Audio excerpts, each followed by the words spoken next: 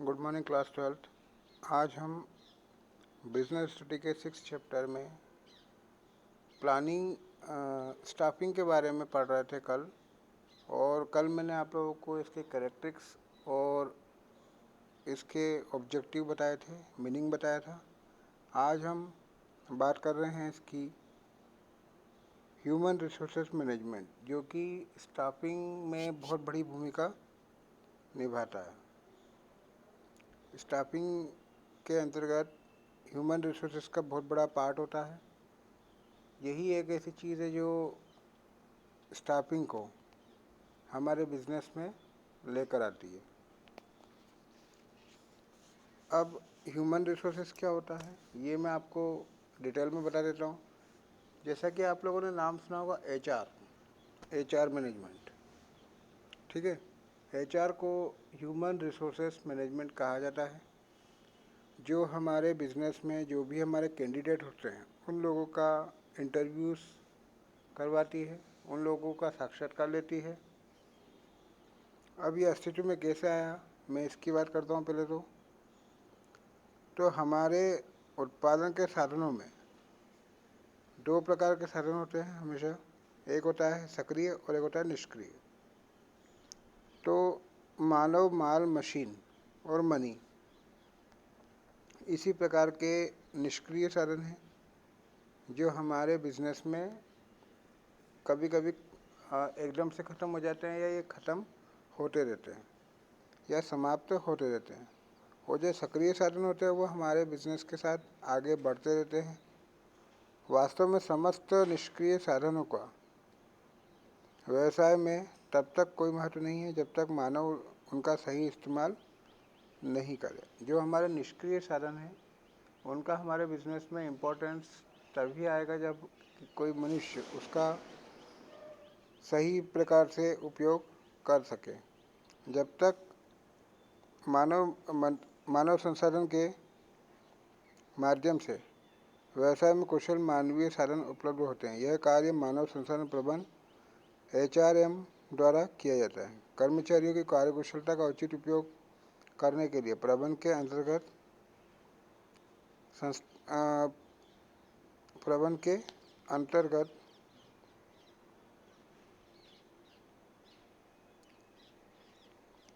मानव संसाधन प्रबंधन स्थापित किया जाता है। मानव संसाधन प्रबंधन की वह शाखा होती है जिसमें कर्मचारियों की भर्ती, चयन, प्रशिक्षण, विकास का कार्य किया जाता है। मानव संसाधन प्रबंधन यानी कि एचआरएम ह्यूमन रिसोर्स मैनेजमेंट के अंतर्गत क्या होता है कि कर्मचारी जो हमारे यहाँ आता है उसको रिक्रूट किया जाता है, उसका सिलेक्शन किया जाता है, उसको ट्रेनिंग भी दी जाती है। मानव संसाधन प्रबंधन वर्तमान में ही अस्तित्व में आया है। पूर्व में इसकी आवश्यकता पड़ने पर श्रम संघ की स्थापना की गई थी, यानी कि ट्रेड यूनियन की स्थापना इसके अंदर हुई थी। इसके लिए श्रमिकों और मालिकों के मध्य संपर्क स्थापित करने के लिए जन कल्याण अधिकारी की नियुक्ति की जाने लगी।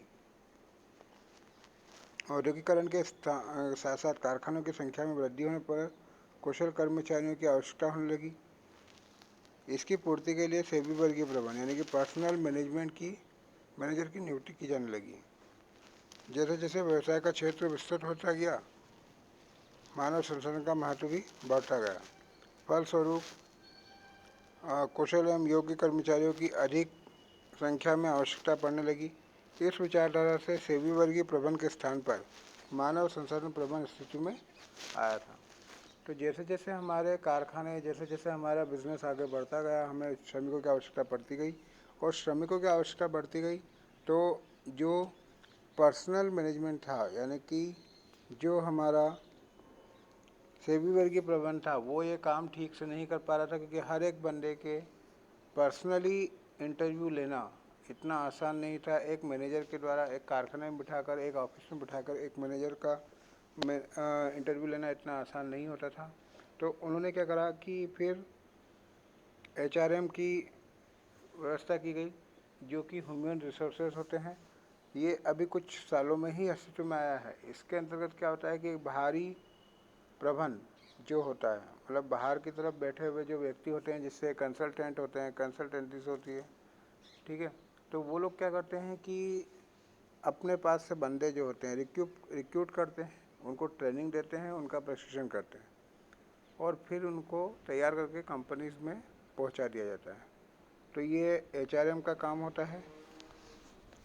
अब आगे हम इसके लिए बात करते हैं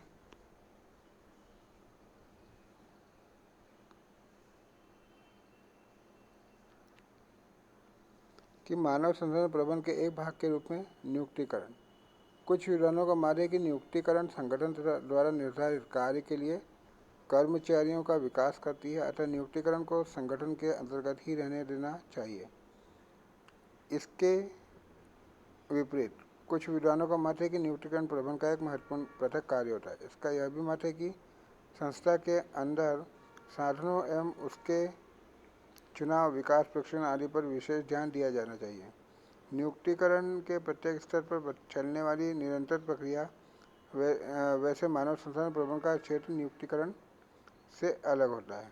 मानव संसाधन प्रबंधन के कई भाग हैं, जिसमें नियुक्तिकरण भी एक है। इसके अतिरिक्त कर्मचारी का ध्यान रखना, कर्मचारी नीतियां तैयार करना, कर्मचारी अनुसंधान करना, विशेषज्ञों की सेवाएं प्रदान करना, वैधानिक आवश्यकताओं की पूर्ति करना, मजबूत औद्योगिक संबंध स्थापित करना आदि, ये सारे जो होते हैं वो प्रबंधन के ही भाग होते हैं। इससे स्पष्ट है कि नियुक्तिकरण मानव संसाधन प्रबंधन के एक भाग के रूप में होता है।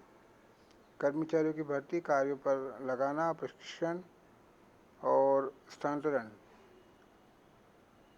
आदि कार्य करना, अतः नियुक्तिकरण मानव संसाधन प्रबंधन का एक भाग के रूप में होता है। इस प्रकार मानव संसाधन द्वारा निम्न कार्य किए जाते हैं।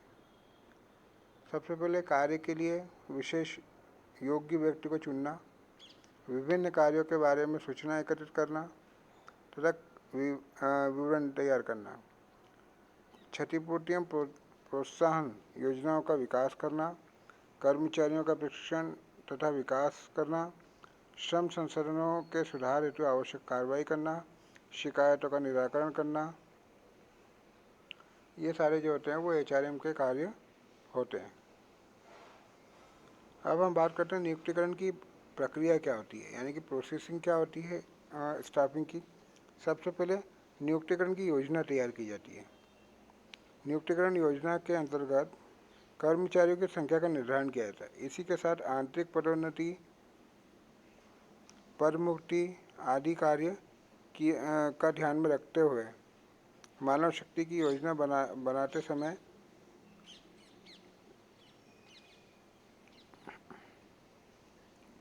इन सब का ध्यान रखा जाता है।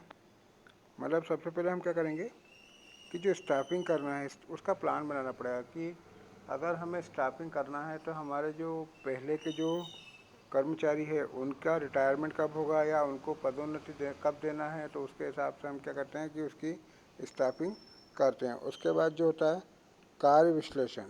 कार्य विश्लेषण के अंतर्गत व्यक्ति की क्षमता के अनुसार उसको जब काम पर लगाया जाता है तो इसके अतिरिक्त क्रियाएँ, उत्तरदायित्व एवं कर्मचारियों की आवश्यकताओं के अनुरूप उसका अध्ययन किया जाता है। इसके लिए रिपोर्ट तैयार की जाती है। तो हम उसको जो कार्य सौंप रहे हैं, हमने उसे जो कार्य सौंपा है उसकी एनालिसिस किया जाता है। मतलब कि उसको संस्था में लेने के बाद उस व्यक्ति को उत्तरदायित्व सौंप दिया जाता है और उसका एनालिसिस कर दिया जाता है। उसके बाद रिक्रूटमेंट होता है। भर्ती से आशय है कि योग्य व्यक्तियों की खोज करना और उन्हें अपने कार्य के लिए आवेदन करने के लिए आकर्षित करना। भर्ती प्रक्रिया प्रारंभ करने से पूर्व यह देखना होता है कि हमें कितने विभागों में या कितने वर्गों में कितने लोगों की आवश्यकता होती है। कर्मचारियों को भर्ती संगठन के भीतर या बाहर से करना होती है।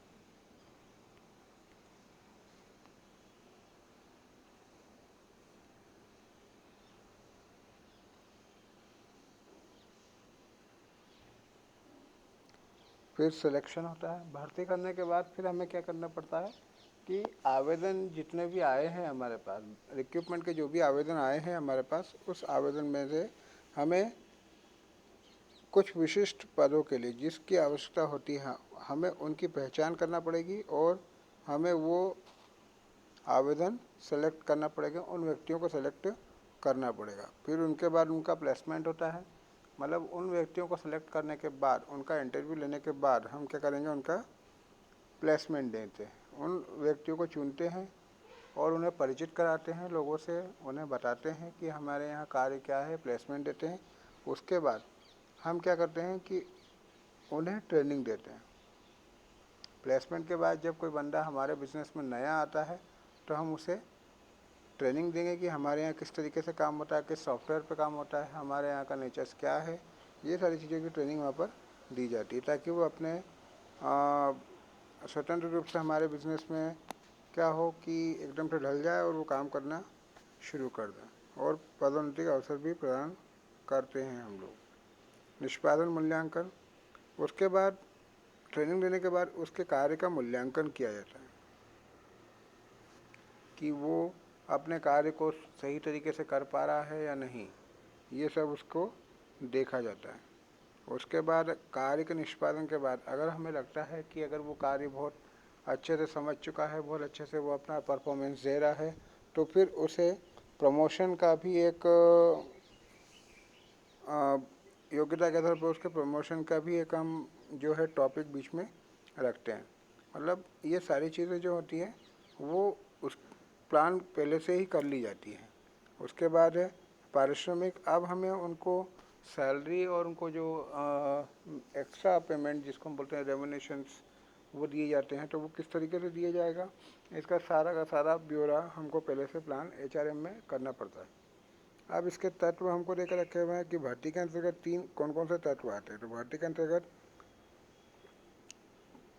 नियुक्तिकरण के अंतर्गत हमारे पास तीन अलग अलग तत्व आते हैं, एलिमेंट्स होते हैं।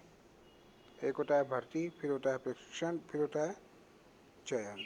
पहले भर्ती, फिर चयन, फिर प्रशिक्षण। अब इसके बारे में मैं आपको मेरे कल के वीडियो में पूरा डिटेल में बताऊंगा, तो इतना आप अच्छे से अंडरस्टैंड कर लीजिएगा, इतना अच्छे से पढ़ लीजिएगा इन सब चीज़ों को। गुड मॉर्निंग और थैंक यू।